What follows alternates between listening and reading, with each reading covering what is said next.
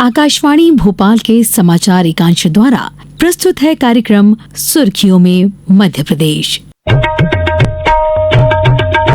सुर्खियों में हमारे साप्ताहिक कार्यक्रम सुर्खियों में आप सभी का स्वागत है। लोकतंत्र के महापर्व में सभी ने बढ़ चढ़कर हिस्सा लिया और परिणाम का दिन रहा 4 जून 2024 और जनता अपना मनचाहा निर्वाचित प्रतिनिधि चुनकर लेकर आई। 4 जून 2024 का दिन यानी लोकतंत्र के महापर्व में मतदाताओं द्वारा निभाई गई अपनी जिम्मेदारी के परिणाम का दिन।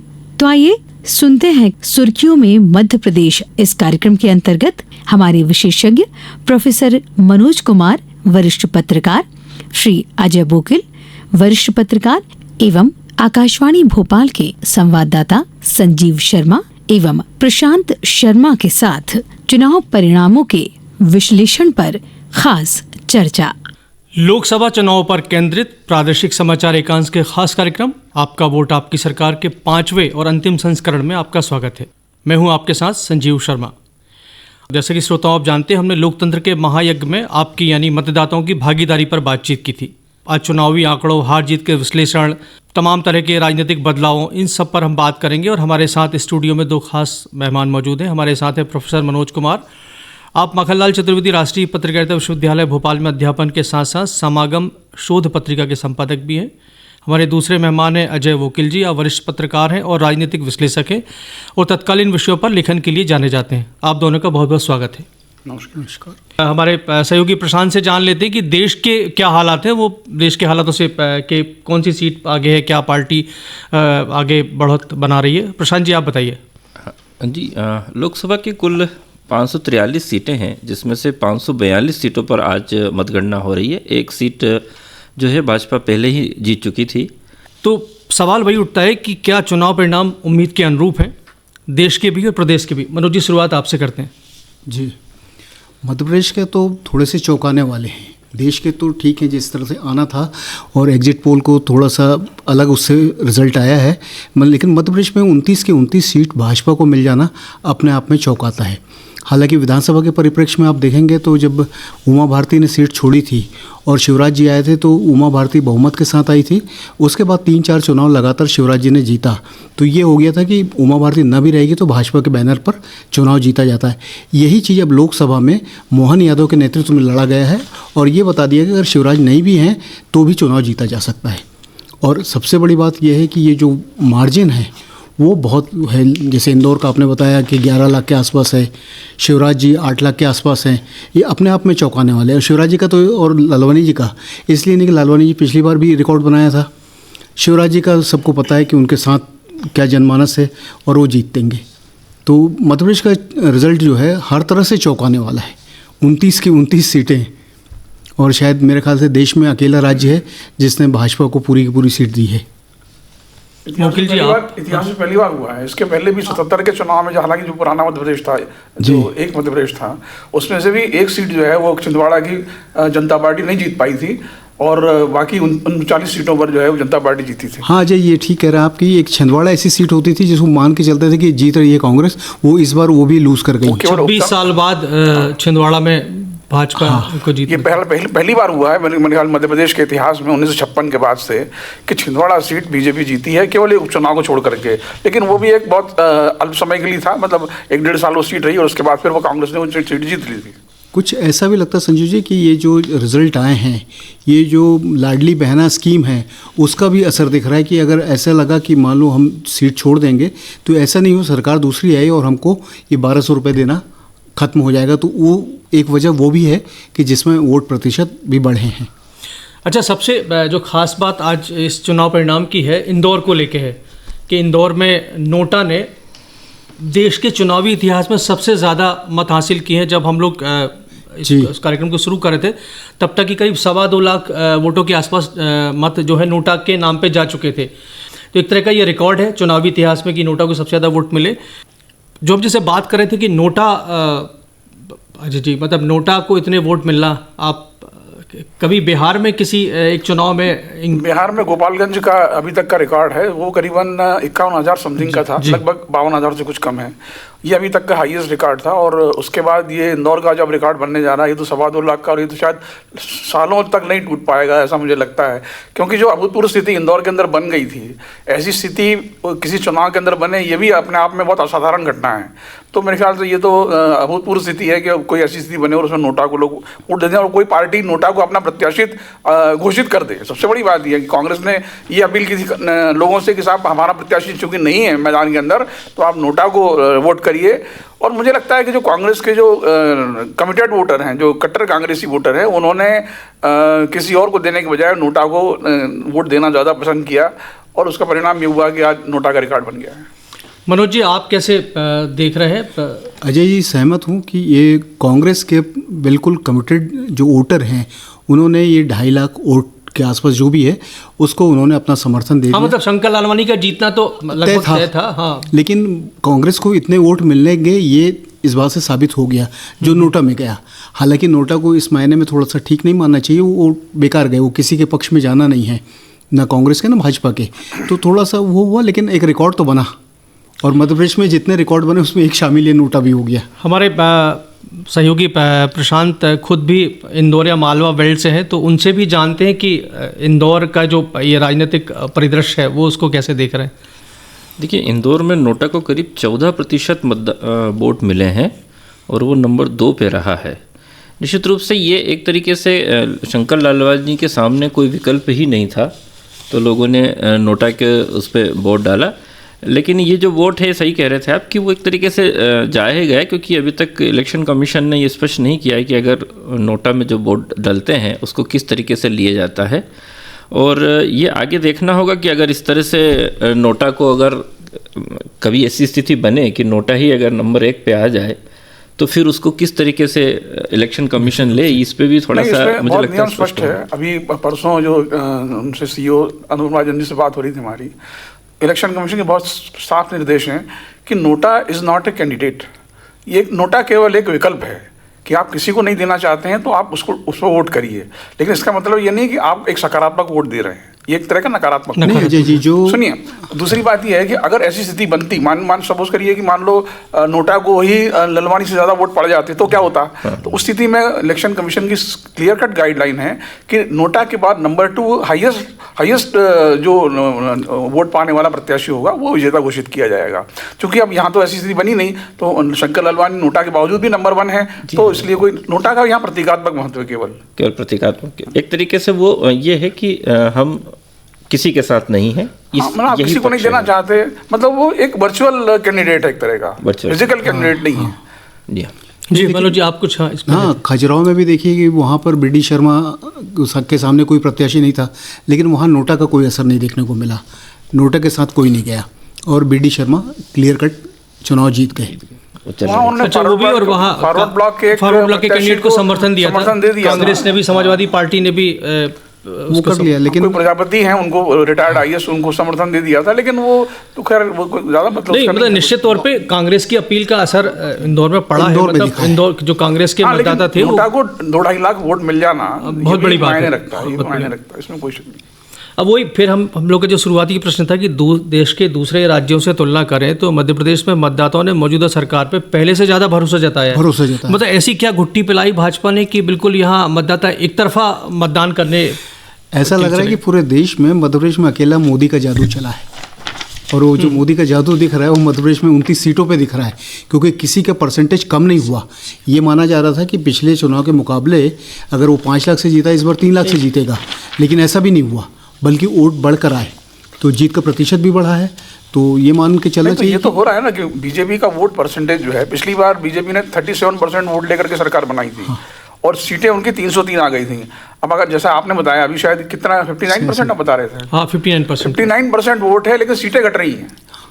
और इस पूरे वोट प्रतिशत बढ़ने में मध्य प्रदेश का बड़ा योगदान माना जाएगा कि जहाँ पर बहुत ही बड़ी मार्जिन से, बहुत ही बड़े अंतर से प्रत्याशी जीत रहे हैं। अगर 12 लाख रुपए, मेरे ख्याल से ये तो अभी तक का ऑल टाइम हाईएस्ट रिकॉर्ड होगा अगर 12 लाख से कोई प्रत्याशी जीत रहा है किसी पार्टी का।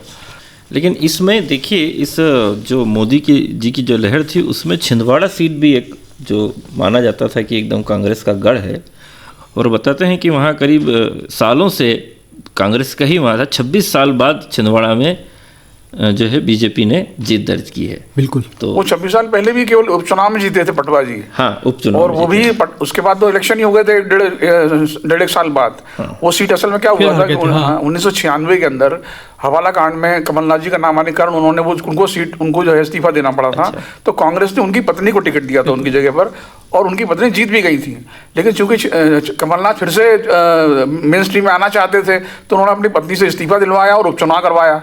उपचुनाव में जो है फिर ये है कि पटवा जी खड़े हो गए बीजेपी की तरफ से। तो पटवा जी ने इतना ज़बरदस्त प्रचार किया, और कुछ इसमें कहते हैं कि दिग्विजय सिंह की भी कहीं ना कहीं एक भूमिका रही, और वो झटका देने की उद्देश्य से कमलनाथ जी उस चुनाव में हार। हालांकि बहुत ज़्यादा मार्जिन से वो नहीं जीते थे, लेकिन फिर भी वो जीतना उनके लिए मायने रखता था।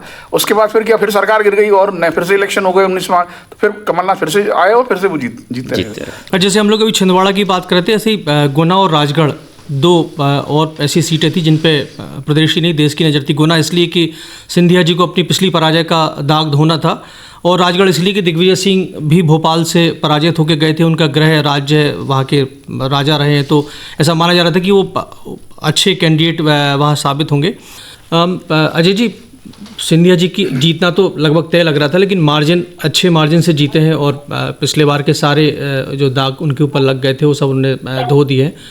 तो आप कैसे देख रहे हैं इस जीत को? नहीं, देखिए, ये गुना शिवपुरी सीट तो वैसे भी सिंधिया परिवार की जो है वो पारंपरिक सीट रही है। पिछला चुनाव जरूर एक तरह का सेटबैक था उनके लिए, कि वो शायद अति आत्मविश्वास में रहे कि हम इस बार हम जीत जाएंगे, और बीजेपी ने जिस तरह से एक रणनीति बनाई और एक जाल बिछाया इस तरह का चुनाव का, तो उन्हीं के आदमी को टिकट देकर के उन्होंने मात देने की कोशिश की, और वो उसमें सफल भी रहे। और ये उन सिंधिया जी के लिए बहुत बड़ा झटका था कि वो अपने घर में ही मात खा गए थे। तो उसके बाद जो बाकी स्थिति पता ही है, जब कांग्रेस छोड़ के इधर आ गए, सरकार गिर गई बीजेपी, और अब बीजेपी में काफ़ी हद तक वो एडजस्ट हो चुके हैं और केंद्र में मंत्री हैं, और लेकिन इसके बावजूद भी उन्होंने, मुझे लगता है कि इस चुनाव में कहीं कोई कसर नहीं छोड़ी है, और अपनी महाराज छवि को से मुक्त होने की पूरी कोशिश की है। उनका पूरा परिवार लग गया था, उनकी पत्नी जो है वो भी प्रचार में लगी थी, उनके बच्चे भी लगे थे। तो कुल मिला के उन्होंने ये मैसेज देने की कोशिश की कि भाई मैं महाराज नहीं हूँ, मैं आपके बीच का ही जनप्रतिनिधि हूँ। तो उसका असर निश्चित रूप से होना ही था, और बीजेपी का सपोर्ट मिलने से तो उसका फायदा हो गया। ये सच बात है कि पहली बार ऐसा हुआ कि राजमहल से निकलकर गांव तक गए, और उनकी वाइफ जो है रोटी बना के लोगों को खिला रही थी, बेटे भी घूम रहे थे। तो एक उसका भी असर हमारा जो समाज है बड़ा संवेदनशील है, इन चीज़ों को लेता, उनको लगा कि हाँ, ये अब हमारे बीच आ गए हैं, और शायद जीत का एक बड़ा कारण ये भी है। हाँ, प्रतीक है बड़ा। वैसे भी वो सीट मतलब वैसे ही उनके इलाके की रही, और बीजेपी का सपोर्ट मिलने से उनको एक बहुत बड़ा फायदा हो गया। तो मनोज जी, आपसे ही पूछते कि सरकार के 6 साल के कामकाज के ऊपर एक तरह से मोहर रही है जनता की। 6 साल 6 महीने 6 महीने के 6 महीने की हाँ, 6 महीने के काम को लेकर जनता ने भरोसा जताया, और 29 की 29 सीट जो अपन बात करें कि 26 साल बाद, या जो पहली बार ऐसा हुआ है कि 29 सीटें मिल रही हैं, तो अपने आप में ये बात है कि मोहन यादव और साथ में मोदी और मोहन यादव की जोड़ी ने इस जीत के लिए अपना श्रेय लेते हैं, क्योंकि ये नेता हैं, मुख्यमंत्री हैं, तो मोदी जी को उनका आभार मानना एक बनता है। लेकिन दोनों ने मिलकर अगर नहीं होते तो शायद इस तरह का परिणाम नहीं आता है। मोदी जी का जादू चला है और मोहन यादव की मेहनत, तो दोनों ने मिलाकर रिजल्ट को पलट दिया है। तो मोहन मोदी या मोदी मोहन की जोड़ी पे आप क्या कहेंगे अजय जी? निश्चित रूप से हम ये मान सकते हैं कि अब वो उनके मुख्यमंत्री की कुर्सी उनकी सुरक्षित हो गई है एक तरह से, और जो रिजल्ट उन्होंने दिया है, मोदी जी का तो खैर उसमें योगदान था ही, क्योंकि मोदी जी ने मध्य प्रदेश में 8 सभाएं की, 2 रोड शो किए। तो उसकी तुलना अगर हम इंडिया गठबंधन से करें, अगर राहुल गांधी से, उन्होंने 5 सभाएं की थी, हालांकि रोड शो नहीं किया, लेकिन जिन इलाकों में आदिवासी, खास करके आदिवासी इलाकों में सभाएं की थी, वहाँ उनको कोई उसका लाभ नहीं मिला। जबकि मोदी जी ने जो है लगभग सभी क्षेत्रों के अंदर अलग अलग तरह सभाएं, रोड शो की, तो उसको फायदा यहाँ भाजपा को उसका चुनाव में फायदा मिला है, और इसीलिए जो हैवी मार्जिन हम देख रहे हैं चुनाव जीतने का, एक बड़ा कारण उसका हो सकता है। एक बड़ी बात और देखने को मिली है कि जैसे मंडला की सीट में फग्गन सिंह कुलस्ते विधानसभा चुनाव हार गए थे, तो लोगों को लग रहा था कि चुनाव हार जाएंगे, लेकिन वहाँ भी उन्होंने प्रचंड बहुमत के साथ 1 लाख से ज़्यादा वोटों से जीत। सतना में भी यही हुआ है, गणेश सिंह चुनाव हार गए थे लोकसभा का, अपने विधानसभा का, लेकिन वो जीत गए वो। तो जैसे उत्तर प्रदेश के बारे में कहा जा रहा है कि शायद वहाँ उम्मीदवारों के चयन में पार्टी से मतलब भाजपा से कुछ गलतियाँ हुई, इस वजह से सीट निकल गई। तो क्या मध्य प्रदेश में ये माने कि उम्मीदवारों के चयन में भी बड़ी सावधानी बरती गई और उसका फ़ायदा मिला? जैसे गणेश सिंह और इनकी बात करें, कुलस्ते जी की, दोनों हारने के बाद भी उन्हें फिर से चुनाव मैदान में उतारा पार्टी ने। देखिए, कुछ प्रत्याशियों के चयन पर सवाल तब भी उठ रहे थे कि भाई ये जीत निकाल पाएंगे कि नहीं निकाल पाएंगे। जैसे कम से कम 4-5 सीटें ऐसी थी जिनको लेकर के प्रश्न लगा हुआ था कि भाई इनको टिकट देना उचित था या नहीं था। लेकिन जो चुनाव परिणाम है उन्होंने सब कुछ सबसे साबित किया कि वो फैसला सही था। उसका सबसे बड़ा कारण है कि जन समर्थन है। मध्य प्रदेश के अंदर चूंकि भाजपा और कांग्रेस के बीच सीधा मुकाबला होता है और कांग्रेस ने कोई चुनाव उस तरह से लड़ाई नहीं मध्य प्रदेश के अंदर, केवल कैंडिडेट जो है प्रत्याशी अपना चुनाव अपनी अपनी सीटों में लड़ते रहे। संगठन के तौर पर कहीं कांग्रेस दिखाई नहीं पड़ी, कोई ऐसा उनकी कोई रणनीति नहीं थी और कुछ ऐसे, और चुनाव आते आते तक कांग्रेस छोड़ करके बीजेपी में शामिल लोग होते रहे। इससे भी एक मैसेज जाता है, पूरा एक मनोवैज्ञानिक दबाव पड़ता है कि भाई इस पार्टी की जो है वो स्थिति ठीक नहीं है और लोग इसलिए छोड़ के चले आ रहे हैं। इसका भी फायदा बीजेपी को मिला है। दूसरी बात है कि सरकार और संगठन के बीच समन्वय की जो बात है, मध्य प्रदेश में चूंकि वो प्रदेश अध्यक्ष वी.डी. शर्मा खुद भी लड़ रहे थे खजुराहो से चुनाव, लेकिन संगठन और सरकार के बीच संबंध ठीक रहा है, तो उसका भी फायदा मिला है। कई कारण हैं अलग अलग, लेकिन कुल मिला के जनता, मध्य प्रदेश की जनता मानस बना चुकी थी कि बीजेपी को वोट करना है, कुल मिला के ये है। इसलिए दूसरे राज्यों में जैसा एक दुविधा थी या कन्फ्यूजन रहा, चाहे अलग अलग समीकरणों के कारण, वैसा मध्य प्रदेश में कहीं नहीं था। हम लोग चूँकि सरकार के और कामकाज की बात करें तो इसमें शिवराज जी का जिक्र ना हो ये संभव नहीं है। शिवराज जी का कामकाज भी इस विधानसभा में सरकार बनाने में कामयाब रहा है और इस बार वो विदिशा लोकसभा सीट से उम्मीदवार थे और बहुत अच्छे, मतलब ये सब जानते हैं, हम सब लोग मीडिया में लोग जानते हैं कि इस बार हार जीत की बात नहीं थी, कितने मार्जिन से जीतते हैं इसकी बात थी और वो कामयाबी रहे उस मार्जिन को बनाने में। लेकिन इसके पहले हम अपने विशेषज्ञों से जाने कि 8 लाख, अगर इंदौर में नोटा की जगह कोई उम्मीदवार होता तो शायद शिवराज जी सबसे ज़्यादा मार्जिन से जीतने वाले उम्मीदवार हो सकते थे। कैसे मनोज जी, आप शिवराज जी की जीत को कैसे देख रहे हैं? शिवराज जी एक तो 18 साल तक मध्य प्रदेश के मुख्यमंत्री रहे, तो उनके चप्पे चप्पे पे पकड़ है, पहली बात। दूसरी बात, शिवराज जी, कांग्रेस और भाजपा में फ़र्क ये रहा, कांग्रेस के जो बड़े लीडर थे वो अपने अपने लोकसभा क्षेत्र में सिमट गए थे, उससे बाहर नहीं निकल पाए। लेकिन शिवराज जी अपने क्षेत्र को छोड़कर बाकी लोगों के लिए सभाएं करते रहे, क्योंकि उनको ये पूरा विश्वास था कि वो जीत जाएंगे और इस प्रचंड बहुमत के साथ जीतेंगे। ये उनकी लोकप्रियता का एक बड़ा पैमाना है, क्योंकि सबसे लोकप्रिय नेता इस समय देश में मोदी जी के बाद अगर कोई हैं तो शिवराज जी। अजय जी, जिस तरह से शिवराज जी ने जीत दर्ज की है और पहले भी मोदी जी भी अपनी सभा में कह के गए कि वो केंद्र में ले जाके एक बड़ी जिम्मेदारी देने वाले हैं, अब जो राजनीतिक परिस्थितियां बनी हैं देश में सरकार के बाद, हालांकि थोड़ा सा भी जल्दीबाजी होगी इस पर बात करना, लेकिन फिर भी आप शिवराज जी की बड़ी भूमिका देखते हैं आप केंद्र में? मिलना तो चाहिए, क्योंकि जिस तरह से उनके पास अनुभव है 30 साल मुख्यमंत्री रहने का, मेरे ख्याल से बीजेपी के सबसे लंबे समय तक मुख्यमंत्री रहने का रिकॉर्ड भी उन्हीं के नाम है अभी तक का। बाकी मुख्यमंत्रियों का अगर छोड़ दो उसमें उनका नाम नीचे आएगा, लेकिन बीजेपी के मुख्यमंत्रियों में सबसे ज़्यादा कार्यकाल तक रहने वाले मुख्यमंत्री शायद वही हैं। तो ये अनुभव है, इसका लाभ पार्टी लेना चाहेगी। वैसे मोदी जी ने कहा भी था कि मैं इनको दिल्ली ले जाना चाहता हूँ, तो आप मुझे इनको जिताइए। तो अब क्या भूमिका उनकी होगी ये तो अभी वहीं तय होगा दिल्ली में, लेकिन हो सकता है कि बड़ी जिम्मेदारी उनको मिले, इसकी तो उम्मीद की जा सकती है। परिणाम आने के बाद क्या सीन बनता है केंद्र में, उसके बाद इनकी जिनकी भी भूमिकाएं हैं, केवल शिवराज जी की नहीं, वो सब बाद में तय होंगी। लेकिन शिवराज जी उनमें भारी पड़ेंगे, आगे निकलेंगे, उनको बड़ी जिम्मेदारी दी जाएगी, इसकी तो उम्मीद की जा सकती है। बढ़िया, मतलब इस बार संसद की बड़ी रंग बिरंगी तस्वीर रहने वाली है। राजगढ़ सीट भी प्रदेश में बड़ी चर्चा में थी, हम लोग पहले भी बात कर चुके हैं कि दिग्विजय सिंह वहाँ से उम्मीदवार थे और ये माना जा रहा था कि इस बार शायद राजगढ़ में कांग्रेस के लिए कोई अच्छी खबर आए, लेकिन रोडमल नागर वहाँ अपनी सत्ता या अपनी कुर्सी बचाने में कामयाब रहे। अजय जी, सामान्य तौर पे दिग्विजय सिंह के बारे में कहा जाता है कि वो अपने बयानों से कई बार हालात या स्थिति बिगाड़ने लगी। इस बार उन्होंने जितना संतुलित चुनाव लड़ा वो शायद पिछले चुनाव में कभी देखने को नहीं मिला। फिर भी ये जो हम परिणाम देख रहे हैं, देखिए इसके 2 कारण हैं। पहली बात तो ये है कि दिग्विजय सिंह के जीतने की संभावना मुझे तो कभी एक बार भी नहीं लगी थी। वो बड़ा नाम है, वो इसमें कोई शक नहीं, बड़े नेता हैं, वो अपनी बात है। लेकिन पहली बात तो है कि उन्होंने पिछले 20-21 साल से तो कोई चुनाव जीता नहीं है, एक चीज़। दूसरी बात, 10 साल वो राजनीति से बाहर हो गए थे, खुद ही उन्होंने एक तरह से अपने को अलग कर लिया था, वो कारण। तीसरी बात यह है कि पिछली बार का जो चुनाव है राजगढ़ सीट पर, उन्होंने उन्हीं की समर्थक प्रत्याशी मोना सुस्तानी को खड़ा किया था। वो रोडमल नागर से 3.25 लाख वोटों से हारी थी।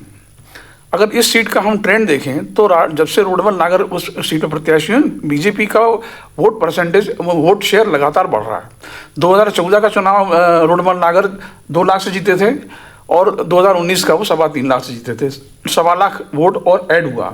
जबकि कांग्रेस ने एक ओबीसी कार्ड खेला था कि दोनों एक ही जाति के प्रत्याशी आमने सामने थे, धाकड़ जाति के, लेकिन वो उसको कोई कमाल नहीं दिखा पाई। उसमें भी दिग्विजय सिंह ने उनको पूरी मदद की थी। अब सवाल एक दिग्विजय सिंह के सामने सबसे बड़ी चुनौती ये थी कि पहले तो वो 3.25 लाख का गैप पूरा करें और उसके बाद फिर वो जीत के बारे में सोचें। हालांकि उन्होंने चुनाव कहते हैं कि बहुत मेहनत से लड़ा और लोगों के घर घर गए, वो कई बार उन्होंने माफ़ी भी मांगी और वगैरह, इस तरह की तमाम बातें हुई हैं। उससे थोड़ा उनको फ़ायदा तो मिला निश्चित रूप से। वो जो गैप है वो कम हुआ है। 2 लाख वोट अगर ये जैसे कि आपके प्रतिनिधि बता रहे थे कि 1.25 लाख से जीत सकते हैं वो, या 1.5 लाख, तो इसका मतलब कि 2 लाख का गैप तो कवर किया उन्होंने, इसमें कोई शक नहीं है। लेकिन ये गैप इतना ज़्यादा है कि वो उसको कवर करना कोई आसान काम नहीं था। दूसरी बात है कि दिग्विजय सिंह को अलग से अपने दुश्मनों की ज़रूरत नहीं है। उनके अपने बयानों से ही उन्होंने अपनी एक हिंदू विरोधी छवि खुद गढ़ ली है, वो उनको हमेशा आड़े आती है। और ये जो राजगढ़ सीट है, भले ही यानी इनको अगर जो ब्रेकअप बता रहे थे, केवल रावगढ़ से उनको लीड मिली है, बाकी 7 विधानसभा सीटों में हार रहे हैं लगातार। वो भले ही कम मार्जिन से हार रहे होंगे, लेकिन कुल मिला के वो हार रहे हैं। तो इसका मतलब ये है कि रावगढ़ जो उनकी पैतृक सीट है एक तरह की, जिसमें उनके बेटे ही विधायक हैं, उसको अगर छोड़ दिया जाए तो उनको कहीं से ज़्यादा कोई लीड मिल ही नहीं रही है। और ये कम्युनल सीट है बेसिकली, जो राजगढ़ सीट है। और इसके पहले भी 1991 में दिग्विजय सिंह जीते थे आखिरी बार इस सीट से, वो मात्र 1100 वोटों से जीत पाए थे, उनको प्यारेलाल खंडेलवाल से। तो कुल मिला के ये सीट उनके लिए बहुत डिफिकल्ट थी। भले ही वो उनका इलाका रहा हो, सामंती इलाका है, लेकिन वो कम्युनल इलाका भी है। तो उस तरह से वोटों का पोलराइजेशन वहाँ करना बहुत आसान है और बीजेपी वो करती रही है। इसलिए ये सीट उनके लिए बहुत डिफिकल्ट थी। उन्होंने कोशिश की लेकिन असफल रहे। जैसे आपने बताया कि 2 लाख का अंतर पाटा, तो एक तरह से उन्होंने बढ़त तो ली कांग्रेस के लिए, जीत में नहीं बदल पाए, एक और बात है। दूसरा, दिग्विजय सिंह इतने लंबे समय बाद चुनाव लड़ने गए थे, उसमें उम्र भी आड़े आती है। इस समय वो 75 साल के हैं, लेकिन पूरे ताकत के साथ एक नौजवान की तरह चुनाव लड़े। जब हम लोग राजगढ़ दौरे पे थे तो लोगों से ये फीडबैक मिला कि राजा साहब निकाल लेंगे चुनाव, लेकिन वो लग रहा था कि नहीं निकाल पाएंगे। उन्होंने एक मैसेज पूरे गाँव दिया कि मुझे लोकसभा सदस्य मत बनाइए, सांसद मत बनाइए, अपना वकील बना के भेजिए ताकि मैं संसद में आपकी बात उठा सकूं। हालांकि वो अपील बहुत असर नहीं की, लेकिन वो जो रिजल्ट आना था, चूँकि एक हवा भी चल रही थी। नहीं, उसका एक बड़ा कारण दूसरा भी है। असल में क्या है कि दिग्विजय सिंह जिस पीढ़ी के नेता हैं, उनका नई पीढ़ी से बहुत ज़्यादा कनेक्ट नहीं है।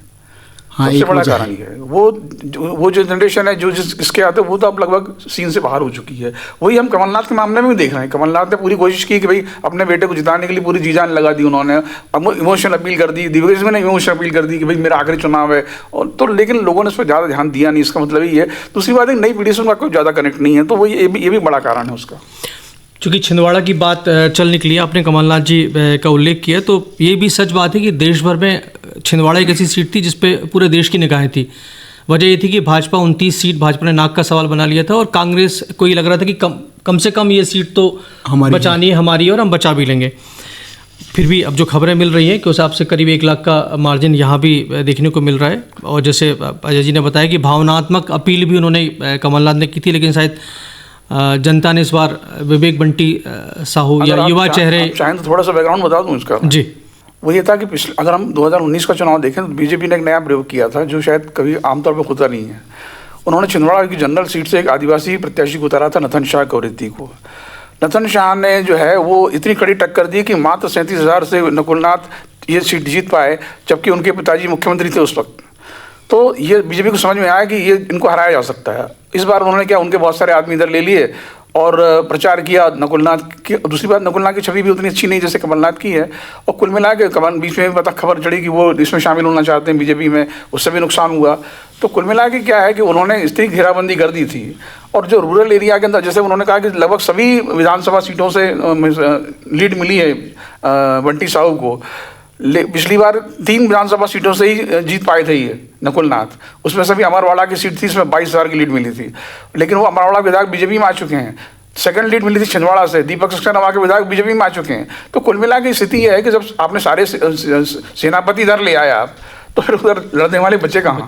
मनोज जी, जैसे अजय जी भी बता रहे थे कि कमलनाथ जी के या नकुलनाथ के भाजपा में शामिल होने की बड़ी जोर शोर से खबरें मीडिया में भी आई थी, चली भी थी, बाद में उसका उन्होंने खंडन किया, तो क्या इसका भी उनकी इसका बहुत असर हुआ कि एक भरोसा था कि वो कांग्रेस हैं और कांग्रेस विकास कर रही है, ये मान के चलते थे। लेकिन जब संदेह की स्थिति बन गई कि वो कहाँ हैं, जैसे मेयर गए और लौट आए, अब मेयर कहाँ पर है, भाजपा में है कांग्रेस में, अभी तक ये तय नहीं हुआ है।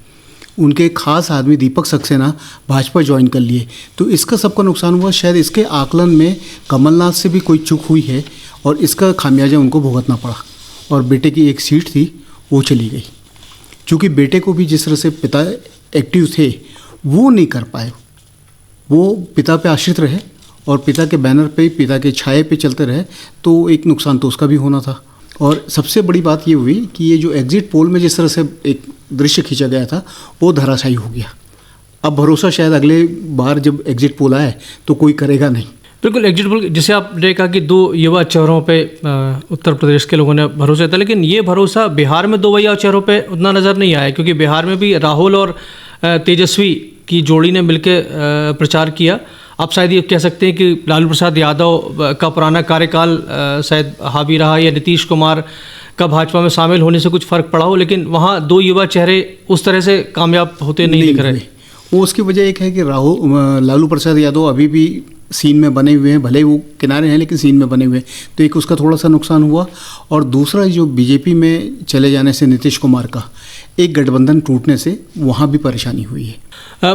मनोज जी, भोपाल को फिर सत्तारूढ़ पार्टी का सांसद मिल गया कह सकते हैं। पिछले बार प्रज्ञा निश्चित रूप से, लेकिन इस बार ये कह सकते हैं कि आलोक शर्मा राजनीति में भी सक्रिय हैं, महापौर भी रहे हैं, भोपाल को बेहतर तरीके से जानते भी हैं और भोपाल की समस्याओं से भी बहुत अच्छे तरीके से अवगत हैं।